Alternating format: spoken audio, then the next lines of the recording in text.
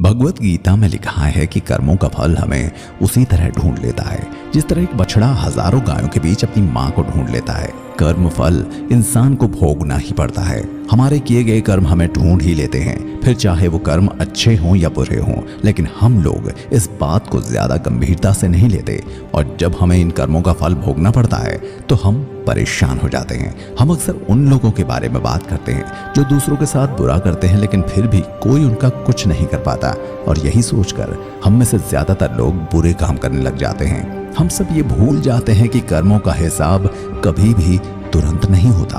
किसी के साथ बुरा करने वाला भले ही आज सुखी हो, लेकिन कभी ना कभी उसे अपने कर्मों का फल भोगना ही पड़ता है। बहुत समय पहले की बात है, शहर से दूर गांव में एक दुकानदार था जो अपने ही गांव में एक व्यक्ति से रोजाना 1 किलो घी खरीदा करता था। वह दुकानदार कई सालों से उस व्यक्ति से घी की खरीदारी कर रहा था। एक दिन उस दुकानदार ने सोचा कि मैं रोज इस व्यक्ति से घी खरीदता हूँ, लेकिन मैंने कभी इसके घी का वजन तोड़कर नहीं देखा।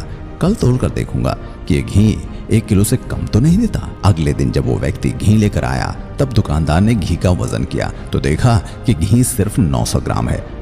उस दुकानदार को बहुत गुस्सा आया। वो दुकानदार गुस्से में गांव की पंचायत में पहुंच गया और उसने व्यक्ति की शिकायत कर दी। गांव की पंचायत बैठी, उस व्यक्ति को बुलाया गया कि तुम पर इस दुकानदार ने धोखा देने का आरोप लगाया। तुम इस दुकानदार को देने वाले घी में हेराफेरी करते हो और हर बार तुम उसे 1 किलो घी की जगह 900 ग्राम ही घी देते हो। क्या तुम्हें अपनी सफाई में कुछ कहना है? वो व्यक्ति बोला, सरपंच जी, मैं तो एक गरीब आदमी हूँ, मेरे पास वजन तोलने के लिए बाट नहीं है। मैं रोज इस दुकानदार से 1 किलो गेहूं खरीदता हूं और अगले दिन उस गेहूं को तराजू में रखकर उस दुकानदार के लिए घी तोलता हूं। अब आपको जो भी पूछना है इस दुकानदार से पूछिए। पंचायत में बैठे सभी लोगों को पूरी सच्चाई समझ में आ गई और उन्होंने इस दुकानदार को गांव से बाहर निकलवा दिया। एक छोटी सी कहानी है, हमें ये बात सिखाती है कि जैसे कर्म हम करेंगे उसका रिजल्ट हमें वैसे ही मिलेगा। हमारी चालाकी ही हमारा नुकसान कर देती है। हम जो भी दूसरों को देते हैं या दूसरों के साथ जैसा भी व्यवहार करते हैं वो कभी ना कभी लौटकर हमारे पास ही आता है। किसी के साथ अच्छा करोगे तो आपके साथ अच्छा ही होगा, उसी तरह किसी का बुरा सोचोगे और बुरा करोगे तो आपके साथ भी बुरा ही होगा। जिस दुकानदार को अपनी ही चालाकी से नुकसान झेलना पड़ा, उसी तरह हमें भी अपने कर्मों की वजह से कभी ना कभी नुकसान झेलना ही पड़ता है। दूसरों के साथ बुरा करके हम 1, 2 या 10 बार बच सकते हैं, लेकिन एक ना एक दिन उसका परिणाम हमें भुगतना ही पड़ता है। हम अपने कर्मों के फल से नहीं भाग सकते।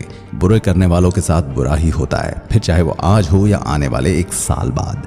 उसी तरह अच्छा करने वालों के साथ अच्छा ही होता है। कई बार हमें यह लगता है कि दूसरों के साथ गलत करके हम बच जाएंगे, लेकिन ऊपर वाला हर किसी के कर्मों को देखता है, उनका हिसाब रखता भी है और जरूरत पड़ने पर हिसाब बराबर भी कर देता है। इसलिए कभी भी गलत ना करो, ना ही कभी यह सोचो कि उल्टे सीधे काम करके हम बच जाएंगे।